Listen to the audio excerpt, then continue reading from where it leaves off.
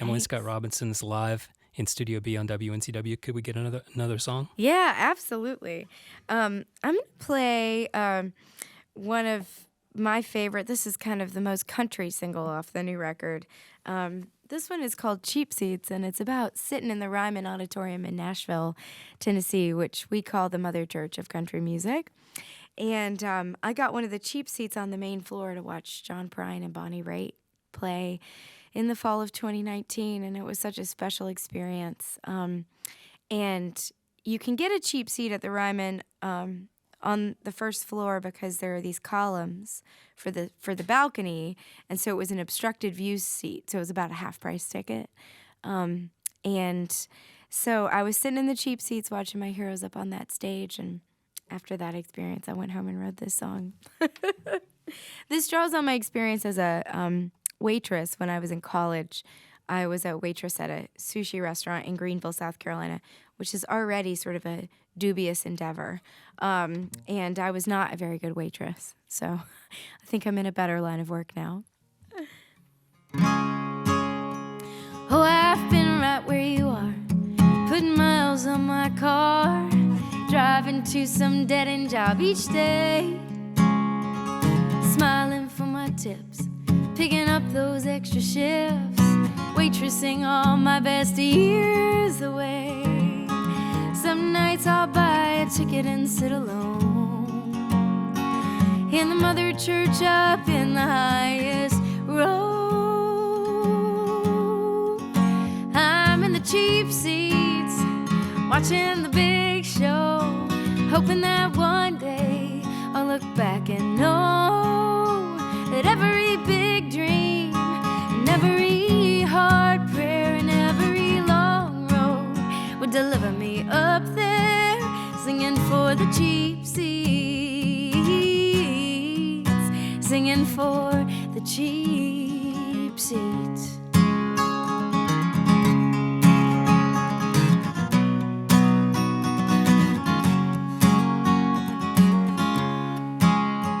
Halfway through a busy night, I get a song idea to write, and I slip out back to get the chorus down.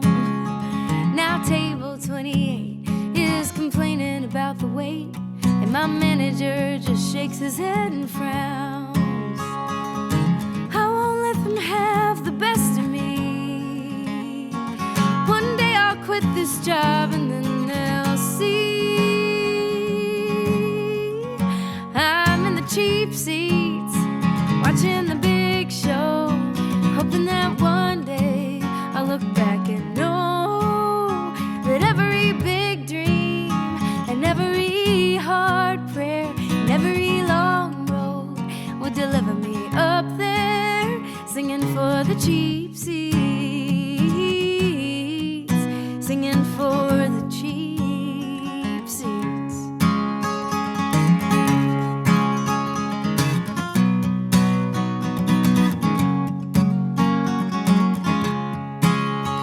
I'm so hungry I can taste it, want so badly just to make it. Got 1,000 songs inside me left to write. Gotta find my voice and use it, set true north and do not lose it. Keep that candle burning through the night, and I want everything before I'm ready. And it'll only come once I am standing steady. Here's to the cheap seats, now I'm the big show. I wish I could go back and tell that girl what I know, that every big dream and every hard year and every long road will deliver me up here, singing for the cheap seats, singing for the cheap seats.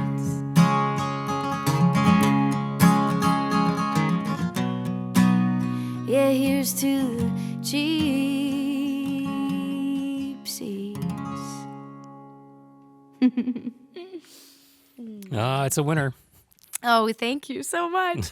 We had a lot of fun recording that one. And everybody on the record who played, except for one person, except for the bass player, but everybody else is a North Carolina artist. And I really, really wanted to make this record back here, back home, because I just wanted to feature all the incredible North Carolina talent.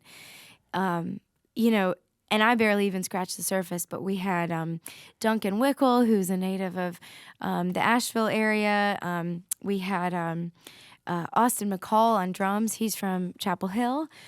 Jason Richmond produced. He's from the Triangle. Oh my goodness. Now I'm blanking. I haven't had enough coffee. Well, you but had Mike Gugino. oh my gosh, Mike Gugino and Graham Sharp of Steep Canyon Rangers Right. came. They were special guests. And Alexa Rose, Joseph Terrell. Oh, yes. Alexa, Joseph, Lizzie Ross, Violet Bell, they all sang harmonies all over the record. Abigail Dowd from Greensboro.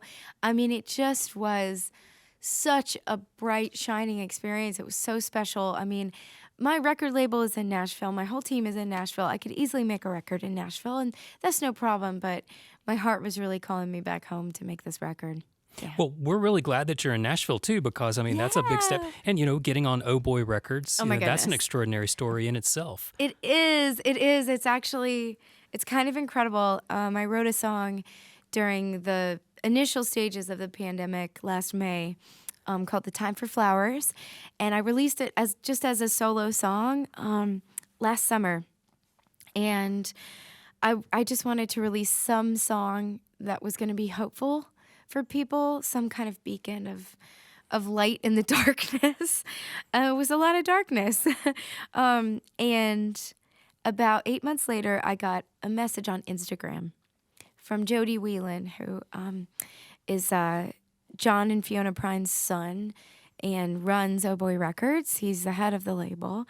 And he sent me a message and said he'd been out for a walk and that The Time for Flowers, my song, had come up on his Spotify and that it had stopped him. And he listened to it and he said, I think this was the first time this year I could have heard that message of hope.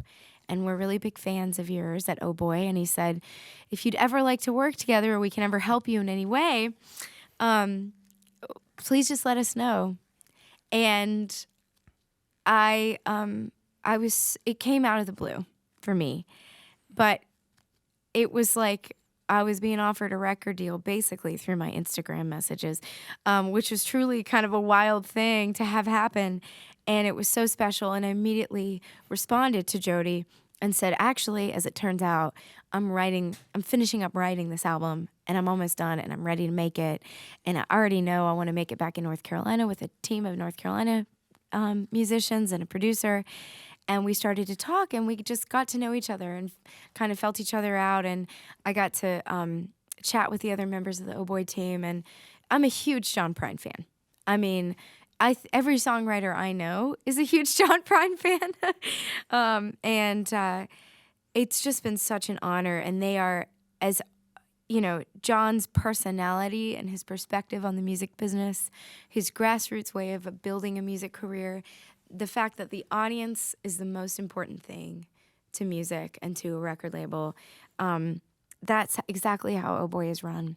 And it's really special, and they're investing in a younger generation of songwriters, and I was their newest artist that they signed, and I'm over the moon. It's a dream come true. Yeah, we're really very happy to play it, and you're going places real fast, so that's great to witness. Oh my gosh, it's a total joy. Thank you. But you're going from here to, I think your next gigs are in Colorado. That's right. And you've spent many years in Colorado. So I tell do, us about that. And I actually live now out in Telluride, Colorado. I'm a mountain girl at heart, so whether it's the North Carolina mountains or the Colorado mountains, those are the places that feel most like home to me. And so I fly out tomorrow to Denver, back to the land where it is winter. It's such a beautiful fall in North Carolina right now. So I'm going back to winter. So I've got a gig in Denver on Wednesday at the Soiled Dove, and then heading back down to Telluride to play my home stage at the Sheridan Opera House on Saturday.